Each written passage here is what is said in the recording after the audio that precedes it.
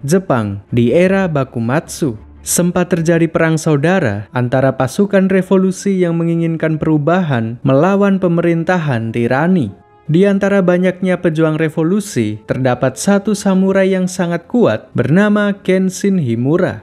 Dia seorang diri mampu membantai puluhan sampai ratusan pasukan pemerintah. Tidak ada keraguan ataupun empati. Siapapun yang menghalangi jalannya akan tewas oleh pedangnya. Selama darah yang menyelimuti pedangnya bisa membawa perubahan yang lebih baik, maka tidak ada masalah. Karena kebengisan inilah dia dijuluki Batosai si pembantai.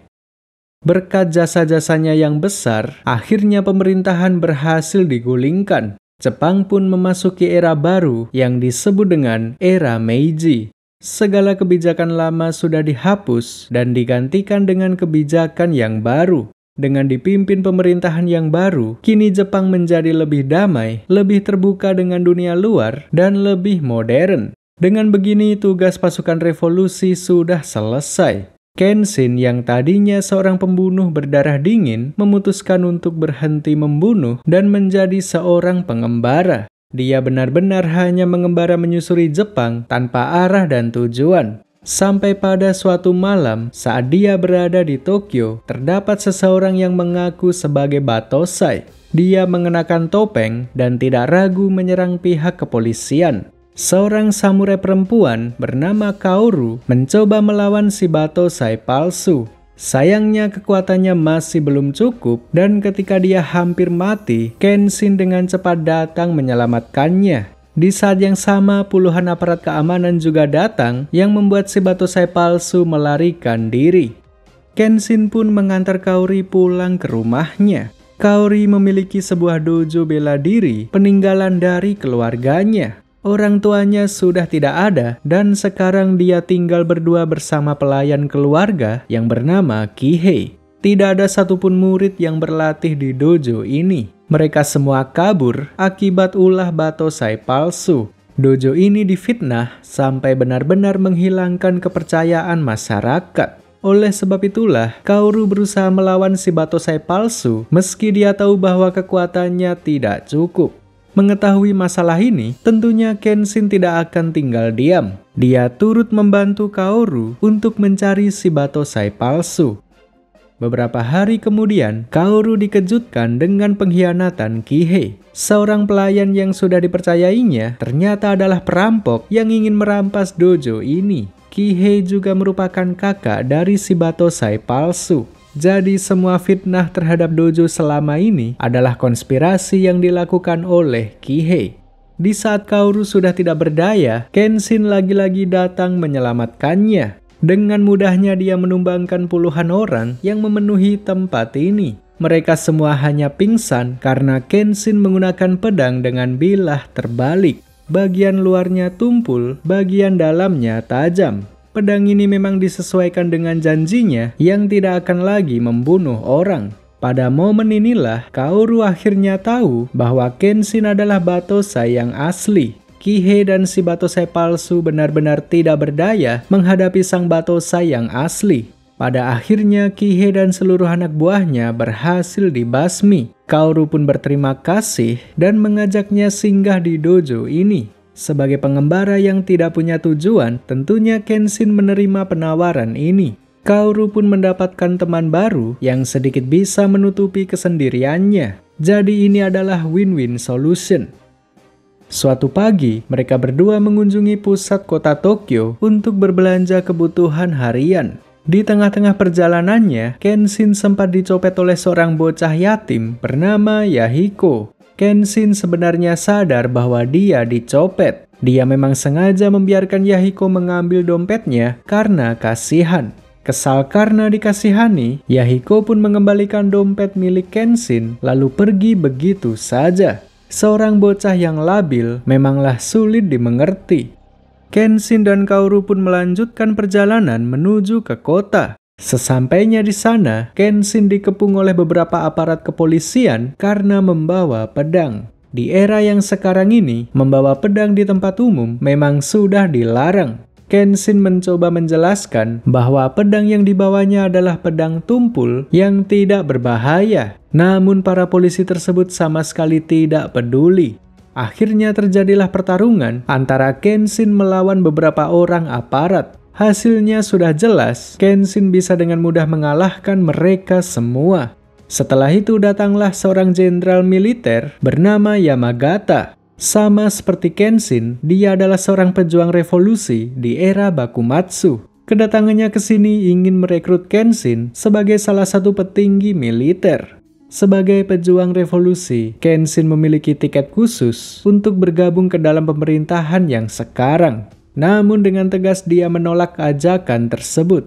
Dia bertarung bukan demi jabatan atau kekuasaan, tapi demi menciptakan sebuah negara yang nyaman untuk ditempati. Dia lebih suka mengembara dan melindungi masyarakat bawah yang terkadang luput dari pengawasan. Yagamata pun hanya terdiam dan menerima keputusan Kenshin.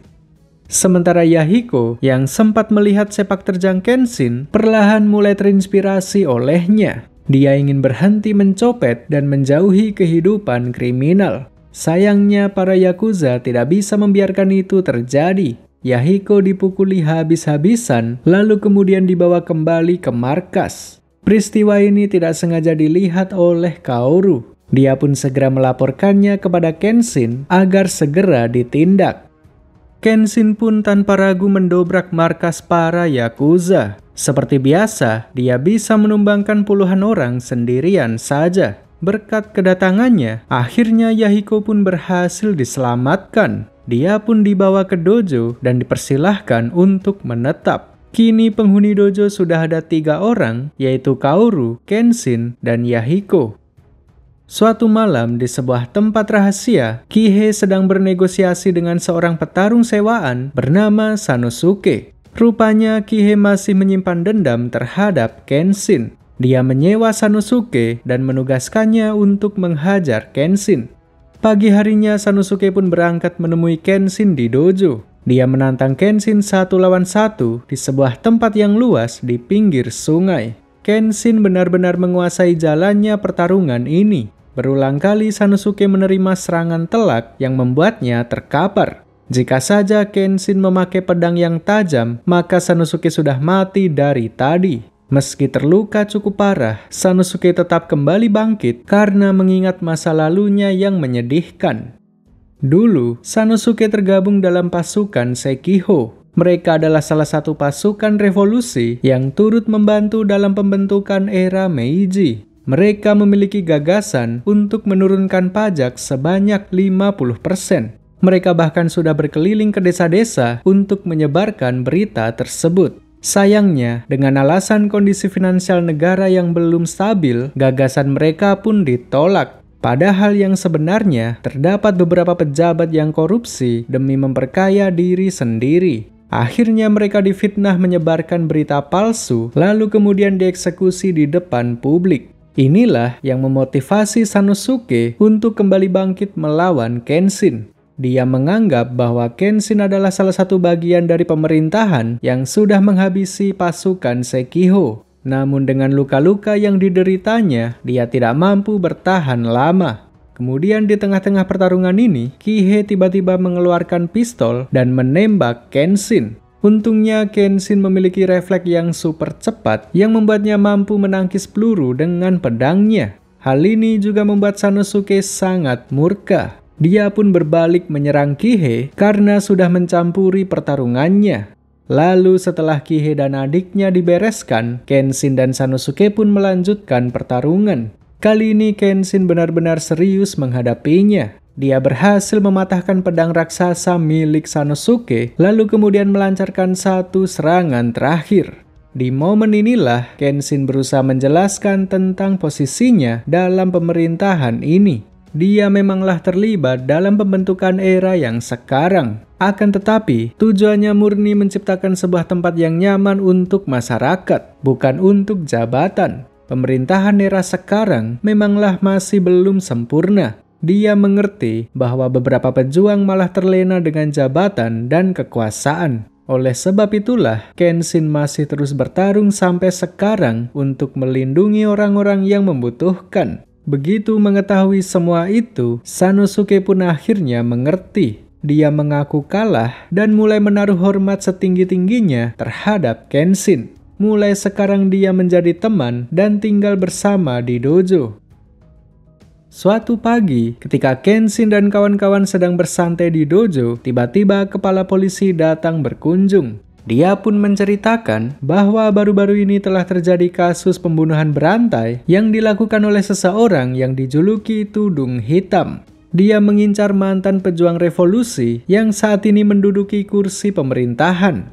Pihak kepolisian sudah mengerahkan banyak pengawal yang bahkan dilengkapi dengan senjata api. Namun anehnya, mereka semua tidak bisa bergerak ketika berhadapan dengan si Tudung Hitam.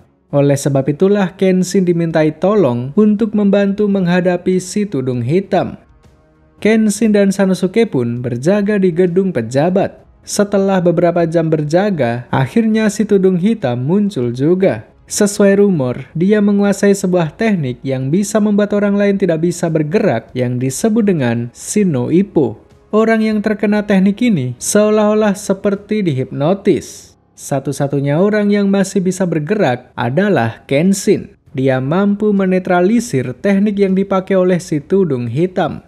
Kenshin ternyata cukup tahu tentangnya. Si Tudung Hitam ini adalah seorang pembunuh berantai dengan nama asli Udo Jine. Sejak era Bakumatsu, dia memang suka membunuh tanpa alasan apapun. Dengan kecepatan tinggi, Kenshin berhasil mendaratkan serangan di kepala Jine. Berkat adanya Kenshin di tempat ini, si pejabat pun berhasil dilindungi. Namun mulai dari sini, Jine akan berfokus mengincar Kenshin. Dia sangat menantikan pertarungan yang seru melawan sang Batosai.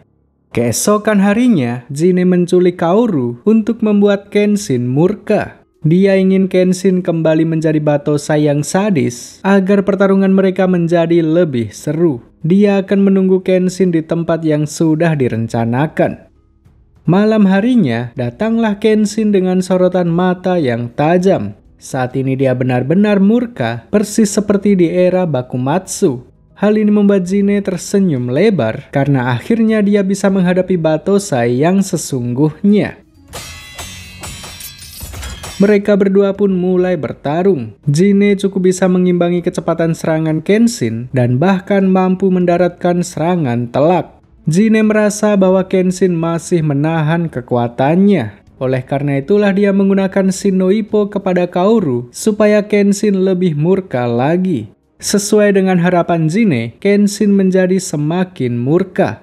Dia menyerang dengan cepat dan mematahkan hidung Jine dalam sekejap. Sekarang ini Kenshin benar-benar sudah kembali menjadi Batosai. Jine pun meningkatkan kekuatannya dengan cara menghipnotis diri sendiri. Dia menanamkan beberapa sugesti positif seperti aku kuat, aku tak tertandingi, aku tidak terkalahkan, dan lain sebagainya. Namun bahkan dengan semua itu, dia masih belum mampu mengalahkan Kenshin.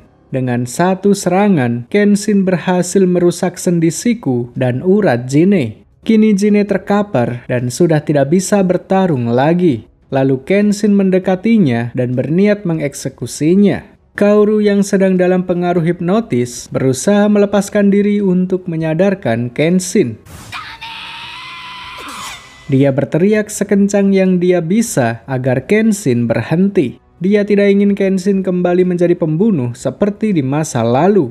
Berkat Kaoru, Kenshin pun membatalkan niatnya dan kembali ke jati dirinya yang baik. Melihat Kenshin yang batal mengeksekusinya, Jine pun memutuskan untuk menusuk dirinya sendiri. Dengan sendi dan saraf yang sudah rusak, dia sudah tidak bisa bertarung lagi. Jadi, lebih baik mati saja. Pada akhirnya, kasus pembunuhan berantai selesai sampai di sini. Kenshin dan Kaoru pun pulang kembali ke dojo. Sementara jasad Jine akan diurus oleh pihak yang berwajib. Kenshin dan Sanosuke sekali lagi menikmati hari yang damai. Mereka mengunjungi pusat perjudian untuk sekedar melepas stres. Namun kesenangan ini tidak bertahan lama karena tiba-tiba datang seorang wanita kawaii yang meminta pertolongan. Dia nampak sedang dikejar-kejar mafia karena suatu alasan. Tentu Kenshin dan Sanosuke tidak bisa membiarkan orang yang sedang butuh pertolongan. Mereka menghajar orang-orang itu dan berhasil menyelamatkan si wanita yang tadinya dikejar-kejar. Setelah semuanya aman, barulah mereka meminta penjelasan. Si wanita ini bernama Megumi. Dia adalah seorang peracik opium, sebuah narkoba yang saat ini menjangkit berbagai wilayah di Jepang. Megumi sadar bahwa narkoba buatannya sudah menimbulkan banyak sekali korban jiwa. Oleh sebab itulah dia ingin melarikan diri dari mafia narkoba yang selama ini mempekerjakannya. Setelah tahu latar belakang masalahnya, Kenshin dan Sanosuke memutuskan untuk membawa Megumi ke dojo. Megumi pun menjelaskan siapa mafia narkoba yang mengejarnya. Kelompok tersebut dipimpin oleh orang super kaya bernama Takeda Kanryu. Untuk keamanan, Kanryu juga menyewa klan Oniwaban sebagai pengawal. Oniwaban adalah kelompok ninja yang dulunya bekerja di bawah pemerintahan lama. Setelah terjadi pergantian kekuasaan, mereka sudah tidak memiliki tuan dan memilih mengabdi kepada orang yang mampu membayar. Kelompok ninja ini dipimpin oleh Shinomori Aoshi. Oniwaban tahu di mana tempat Megumi bersembunyi. Malam itu juga mereka mengirim beberapa orang ke dojo untuk mengambil Megumi. Kenshin dan Sanosuke bekerja sama dan berhasil mengalahkan mereka semua. Mengetahui bahwa Megumi dilindungi orang-orang kuat, Kanryu beralih menggunakan cara yang lebih halus. Megumi diancam jika dia tidak mau kembali, maka Kanryu akan meracuni sumur air di dojo, lalu kemudian membakarnya. Setelah diancam seperti itu, akhirnya Megumi pun bersedia kembali dengan sukarela. Semuanya dilakukan demi melindungi orang-orang di dojo. Tentu Kenshin dan kawan-kawan tidak menyerah begitu saja. Mereka mendatangi markas Kanryu secara langsung untuk menyelamatkan Megumi. Momen ini juga dijadikan sebagai ajang pembuktian bagi para ninja Oniwaban. Mereka merasa bahwa mereka lebih kuat daripada Kenshin. Seharusnya merekalah yang menjadi legenda, bukannya Kenshin. Dengan motif ingin menjadi lebih kuat, mereka pun siap bertarung menghadapi sang Batosai. Aoshi sudah menempatkan beberapa anak buahnya untuk menghadang tim Kenshin. Lantai pertama dijaga oleh Hanya, seorang ninja dengan senjata sarung tangan besi yang disembunyikan di balik kain.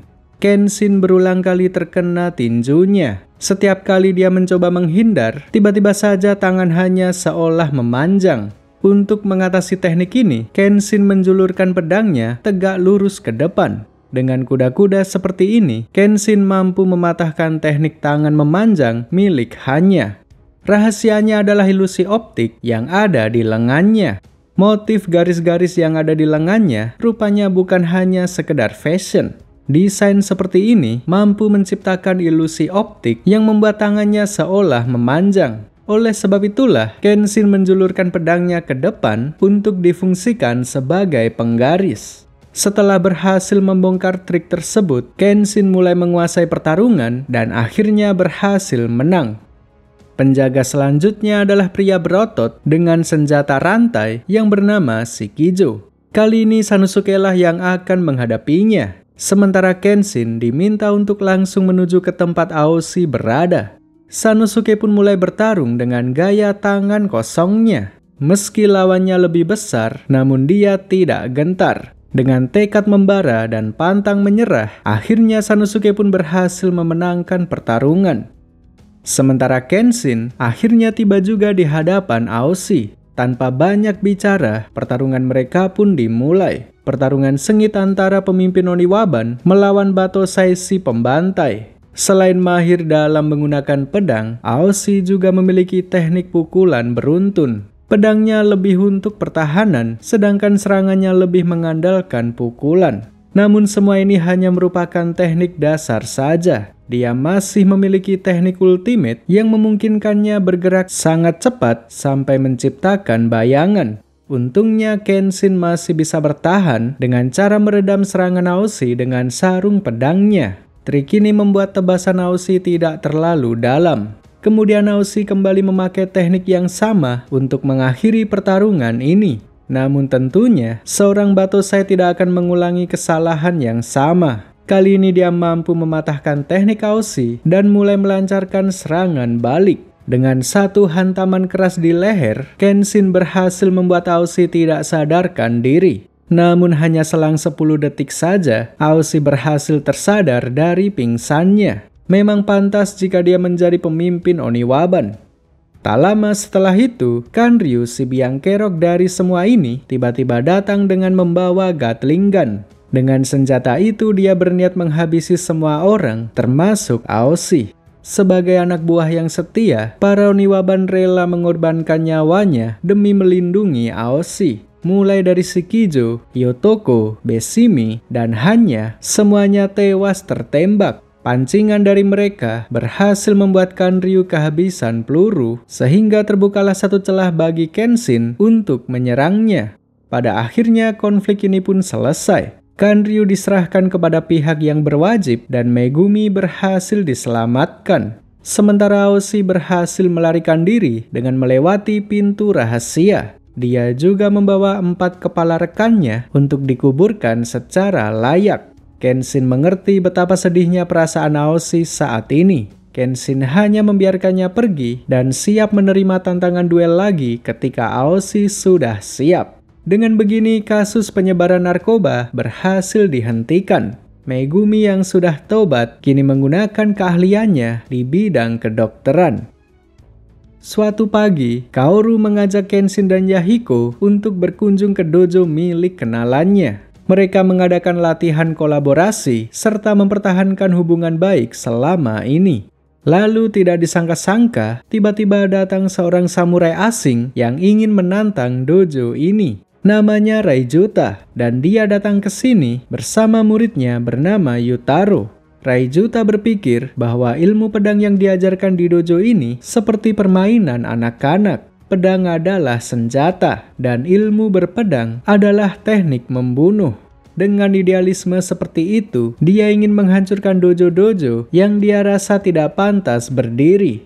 Raijuta pun bisa dengan mudah mengalahkan guru di dojo ini. Kemudian dia menantang Kenshin yang mewakili dojo milik Kaoru. Dalam pertarungan ini, Raijuta menggunakan teknik andalannya yang mampu membelah lantai. Untungnya Kenshin masih bisa menghindari serangan tersebut. Hal ini membuat Raijuta menghormatinya. Dia salut karena Kenshinlah satu-satunya orang yang bisa menghindari teknik terkuatnya. Pertandingan ini pun akhirnya dihentikan sampai di sini.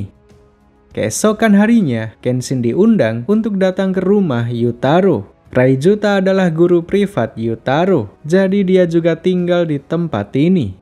Dulu, Yutaro dan ayahnya sempat dirampok oleh berandal jalanan. Untungnya saat itu Raijuta muncul dan menyelamatkan mereka. Sejak saat itulah, Raijuta dihormati dan diterima di tempat ini. Di sebuah halaman rumah yang luas ini, Raijuta berbicara secara privat dengan Kenshin. Dia ingin mengajak Kenshin untuk menghancurkan dojo-dojo yang mengajarkan ilmu pedang yang lembek. Tentunya Kenshin dengan tegas menolak tawaran ini. Bahkan dia tidak segan menghentikan Raijuta jika dia tetap ingin menjalankan rencana ini. Akhirnya diskusi ini pun berakhir dengan ketidaksepakatan. Sempat terjadi pertarungan di antara mereka. Namun pertarungan ini berakhir dengan cepat karena Kenshin berhasil mematahkan pedang Raijuta. Tentunya semua ini membuat Raijuta semakin membenci Kenshin.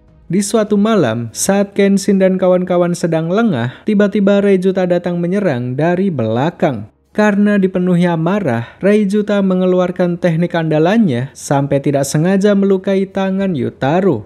Raijuta nampak tidak merasa bersalah setelah melukai Yutaro seperti ini. Dia kemudian mengungkap jati dirinya yang asli di hadapan semua orang. Sebenarnya, perampokan keluarga Yutaro hanyalah sandiwara saja. Para berandalan itu semuanya adalah anak buah Raijuta. Tentunya Kenshin menjadi sangat murka setelah mengetahui kebenaran ini. Dia akan meladeni Raijuta dengan serius setelah mengantar Yutaro ke rumah sakit. Usai mengantar Yutaro, Kenshin pun kembali ke tempat Raijuta untuk memenuhi janjinya. Kini tibalah saatnya pertarungan penentuan antara Raijuta melawan Batosai si pembantai. Kali ini Kenshin memakai teknik yang cukup aneh. Dia melempar pedangnya secara terbalik hingga gagang pedangnya menghantam kepala Raijuta. Kemudian Kenshin dengan cepat mengambil pedangnya kembali, lalu menghantam kepala Raijuta dengan pedang yang tidak dicabut dari sarungnya. Sebangsat apapun musuhnya, Kenshin tetap tidak akan membunuhnya. Dengan daya kreativitas yang tinggi, dia mampu menciptakan teknik serangan yang kuat, namun tidak mematikan. Pada akhirnya, Raijuta berhasil dikalahkan. Keluarga Yutaro memutuskan untuk pergi ke Jerman untuk berobat di sana. Kenshin dan kawan-kawan mengantar mereka ke stasiun, lalu mengucap salam perpisahan. Suatu pagi, di sebuah pusat perbelanjaan, tanpa sengaja, Sanosuke melihat lukisan kapten pasukan Sekiho yang dijual di kedai pinggir jalan. Tidak hanya sang kapten, tapi dalam lukisan tersebut juga terdapat gambar dirinya sewaktu kecil. Sanosuke langsung menyadari bahwa lukisan ini pasti dibuat oleh teman lamanya yang dulu tergabung dalam pasukan Sekiho. Berangkatlah dia menemui teman lamanya bernama Tsukioka Sunan. Niat Sanosuke hanyalah sekedar temu kangen setelah bertahun-tahun berpisah. Namun, Tsukioka mengira bahwa Sanosuke datang untuk membahas rencana balas dendam. Ternyata, Tsukioka masih menyimpan dendam sampai sekarang. Kejadian yang menimpa pasukan Sekiho di masa lalu membuatnya membenci pemerintahan Meiji yang sekarang berkuasa. Dia sudah menyiapkan ratusan bom dan mengajak Sanosuke untuk ikut membantunya. Tentu Sanosuke keberatan dengan rencana terorisme seperti ini. Namun, dia tidak bisa berkata jujur karena takut Tsukioka membencinya. Sanosuke berusaha memakai cara yang halus untuk menyadarkan Tsukioka bahwa tindakannya salah. Beberapa hari kemudian, mereka berdua mulai menjalankan aksinya. Tentunya Kenshin tidak akan tinggal diam begitu saja. Dia datang dan menghadang mereka sebelum pihak kepolisian turun tangan. Tsukioka berusaha melemparkan puluhan bom ke arah Kenshin. Namun, Kenshin bisa dengan mudah memotong sumbu yang membuat bom itu gagal meledak. Di saat Tsukioka mulai tersulut emosi, tiba-tiba Sanosuke memukul perutnya sampai dia pingsan. Setelah Tsukioka terbangun dari pingsannya, Sanosuke pun segera memberi penjelasan bahwa kondisi yang sekarang sudah seperti apa yang diharapkan oleh pasukan Sekiho. Pemerintahan yang sekarang memanglah tidak sempurna, tapi kualitas hidup masyarakat sudah jauh lebih baik dibandingkan era sebelumnya. Orang-orang sudah bebas menjadi apa yang mereka inginkan, dan sudah tidak ada lagi perbedaan kasta. Ini semua sudah sesuai dengan apa yang diperjuangkan oleh pasukan Sekiho. Berkat bimbingan Sanosuke, akhirnya Tsukioka pun tersadar. Dia mulai mengubur dendamnya dan menjalani hidup normal. Sebagai bentuk kepeduliannya terhadap negara, sekarang dia fokus membuat karikatur yang berisi kritikan terhadap pemerintah. Beginilah caranya berjuang di era yang sekarang. Kenshin dan kawan-kawan sekali lagi menikmati hari-hari yang damai. Namun seperti biasa, tiba-tiba datang suatu masalah yang merusak kedamaiannya. Kali ini seorang musuh bebuyutan di era Bakumatsu datang mencarinya. Namanya Saito Hajime. Dulunya, dia adalah anggota Shinsengumi. Shinsengumi adalah pasukan khusus yang bertugas melindungi shogun. Merekalah pertahanan utama yang melindungi pemerintah dari pasukan revolusi. Banyak dari mereka yang tewas dibantai oleh Kenshin. Namun, ada beberapa orang yang mampu bertahan, salah satunya si Saito Hajime ini. Saito mendatangi dojo dan disambut oleh Sanosuke. Kebetulan, Kenshin, Kaoru, dan Yahiko sedang tidak ada di tempat. Sanosuke pun memberanikan diri untuk berduel melawan Saito. Dan hasilnya, Sanosuke kalah sampai tidak sadarkan diri. Megumi pun segera dipanggil untuk menyembuhkan luka-luka Sanosuke. Beberapa hari setelah kejadian itu, Saito kembali ke dojo untuk menemui Kenshin. Keduanya saling menatap tajam mengenang pertarungan di masa lalu. Sejak era Bakumatsu, pertarungan mereka selalu saja berakhir seri. Kini saatnya pembuktian siapa yang lebih kuat di antara mereka. Saito memasang kuda-kuda serangan menusuk yang disebut dengan Gatotsu. Serangan ini cukup membuat Kenshin kewalahan. Ketika dia berusaha menghindari serangan tusukan, Saito dengan cepat merubah serangannya menjadi tebasan. Kenshin terus ditekan sampai pada batasnya. Lalu tatapan matanya berubah drastis, sama seperti ketika dia menjadi Batosai. Artinya dia sudah tidak lagi menahan kekuatannya. Dalam mode ini, dia bisa dengan mudah menghindari Gatotsu sekaligus melancarkan serangan balasan. Kenshin berbalik menekan Saito sampai dia benar-benar kewalahan. Dia menyerang secara bertubi-tubi sampai mematahkan pedang milik Saito. Pertarungan mereka berlangsung secara sengit sampai akhirnya mereka dihentikan oleh kedatangan pejabat pemerintahan. Tidak main-main, seorang menteri dalam negeri bernama Okubo Toshimichi jauh-jauh datang ke tempat ini. Terungkaplah bahwa motif Saito ternyata bukanlah dendam masa lalu. Dia diperintah oleh sang menteri untuk menguji seberapa kuat kemampuan Kenshin. Rupanya Saito berada di pihak yang sama dengan Kenshin. Dia tergabung dalam kepolisian di bawah pemerintahan Meiji. Sebenarnya hatinya sangat baik. Dia hanya ingin membantu menciptakan sebuah negara yang nyaman untuk ditinggali.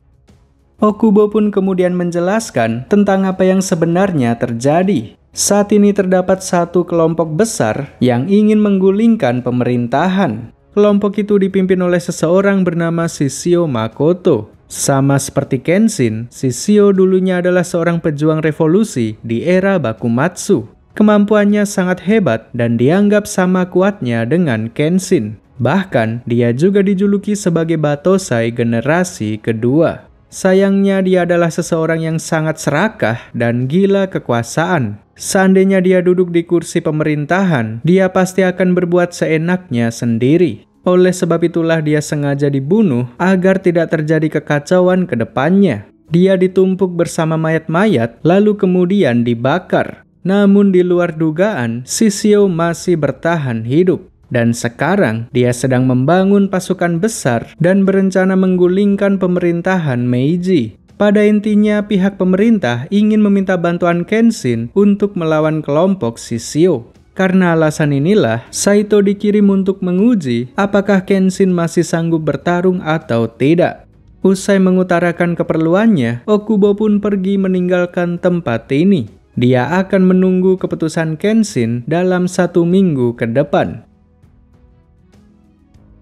1 minggu kemudian, Kenshin berpamitan dengan teman-teman di dojo untuk pergi menemui Okubo. Dia sudah memutuskan untuk ikut bertempur melawan kelompok Shishio.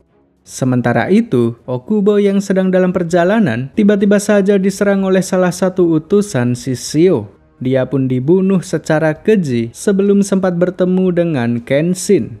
Begitu mengetahui kejadian ini, Kenshin pun semakin yakin untuk menghentikan Shishio. Sebelum pergi, dia menyempatkan diri kembali ke dojo untuk berpamitan dengan Kaoru. Zaman telah bergejolak sekali lagi. Perjuangannya dalam menciptakan negara yang nyaman masih belum berakhir. Rurouni Kenshin Remake selesai sampai di sini. Pertempuran melawan Shishio bersambung di season berikutnya.